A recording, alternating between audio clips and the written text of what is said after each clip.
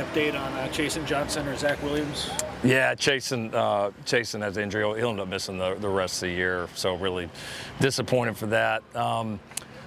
Yeah, Zach got hurt at the end of the Georgia Southern game. We'll see how it is. It's probably going to be a few weeks at least for him, so won't have him for sure in the next couple of weeks, and we'll just see how it plays out from there. What was the injury for Chasen? Chasen had a knee injury. Blake mentioned the Trojan period after the game. Can Yeah. you talk a little bit about what that is, the design of it, and how it kind of prepared you guys to check the clock for a little bit? Yeah, we've been doing it here for a few years. It's we kind of, I think, present it to our team as kind of just our mentality period. It's always good on good, the first defense, the first offense, and then multiple guys get in after that. But it's a really competitive physical period. It's a period where it's not a lot of elaborate play calls on either side. It's just more about physicality and technique and finishing, and we move it around day to day, so they don't know exactly when it's actually going to show up in the practice and kind of how it's going to play out. So it's become really competitive and just a period that I think the guys always look forward to, kind of a period that as a program we hang our hat on. What did you like coming out of the game Saturday, working your way into this game? I liked a lot. Probably the biggest thing to me was the overall just mentality of the team and handling, the unique situation that became. We made some really good plays on all sides. All sides had major contributions in helping us win that road game. But there's also a handful of things on all sides that are going to continue to have to improve. And so, we tried to come in with a good, fresh perspective of, being excited about the progress and a lot of the things that the team's doing, but also, making sure that we really look at and handle the areas that we have to clean up. And so the team's had a good mentality of that so far this week. I think it's pretty clear cut to the guys and the way we present it to them of what those things are. Now it's just, can you continue to improve while winning, while having, what on the outside is going to be perceived as some success. You just gotta keep going. The best teams and the best players just continue to get better. And I know it sounds boring, but it's just sometimes football is kind of boring. I love it. I don't get bored, but it's just sometimes it's the same thing over and over and over. And the people that can come out here every single day in the teams and be intentional about what they're doing, really push themselves to get out of their comfort zones and go attack their weaknesses and just really improve. That's what it is. That's what championship teams and programs and players do. What does your staff do on a game day with such a late kickoff for the guys? What does the staff do? Yeah, not get the guys prepared and not distracted leading up to a kickoff at 8 o'clock. Yeah, well, we sleep a lot too. It's kind of catch up a little bit, so I'm never too disappointed when one of those pops up. So, no, it gives us a chance. Especially with the home game here, we'll have a lot of recruiting responsibilities. We got a lot of great recruits that are going to be here in town, so it certainly gives us some time to do that, to catch up on recruiting, to handle some of the meetings that we might do throughout the week. We're able to push a few of those things from a staff perspective to game day, which is nice. It spreads out the week for us a little bit, and then it happens faster than you think in terms of.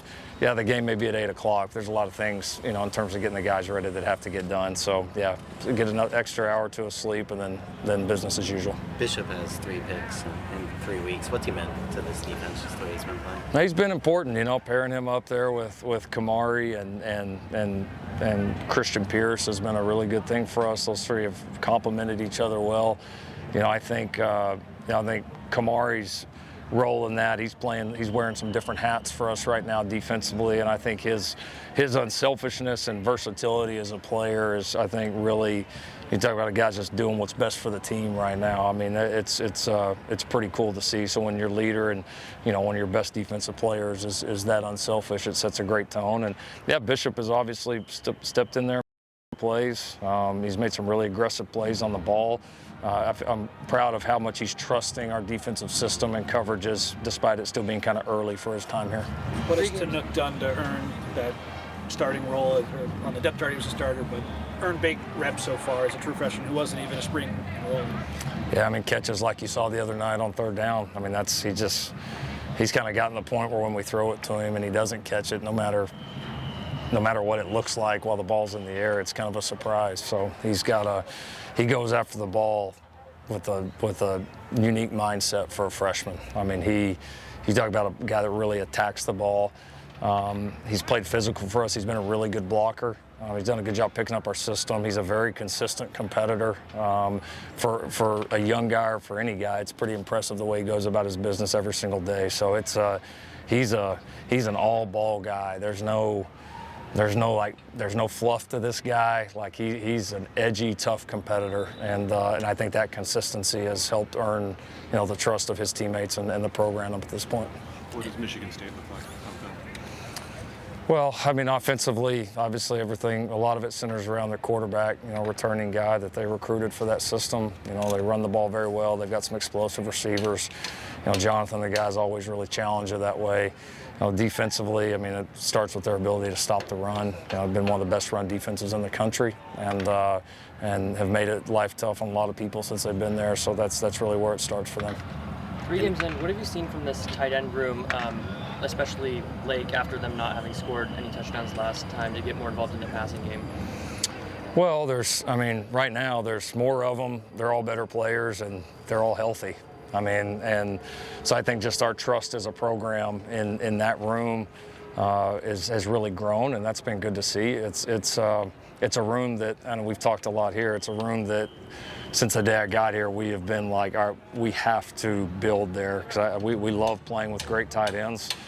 Some of our best years offensively, going back to the different stops, are when we were pretty good in that room, and we had some work to do. That room was a ways off when we got here in terms of the depth and talent and skill sets that we want to have. So it's certainly gotten closer to where we want it to be, and it's cool to see those guys being able to affect our team in so many positive ways. I know this is the most, you probably used 12 personnel at USC, but was there a point in Oklahoma where you used 12 personnel this much? Yeah, quite a bit. We had a couple really good ones there. Mark Andrews and Dimitri Flowers that we played a lot with, and some of those 16, 17, kind of all through there. We a little bit, and then we did a decent amount in 18 too. But those were some of our best years offensively. And when you got guys that can be multiple and do a lot of different things for your offense, it allows you to create some unique matchups. And so, it's been fun getting back to playing some of that way. We've missed it. I don't know if you've seen, but Eric Musselman has been putting out some pretty creative videos in support of the football team. What do you think of that? What's your relationship with the basketball team and maybe some of the other sports on campus too? Yeah, no, Muss is great. His energy is crazy. He does some things I wish I could get myself to do at some point, but I probably maybe right before I retire. But I love his energy. He's tremendous. Relationship's great with a lot of our coaches. I mean, Jen has put together such a great group of head coaches.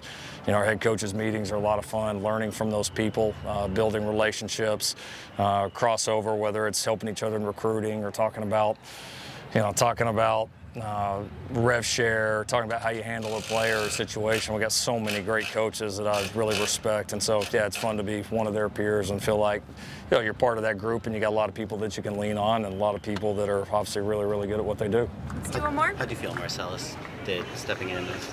We thought he was really steady. We were proud of the way that he played. He had a couple really nice cover plays. He tackled well. That's kind of his game. He's that guy that's just kind of steady and kind of always there, rarely out of position. And I think his confidence is just growing and growing. So I thought it was a really good step for him.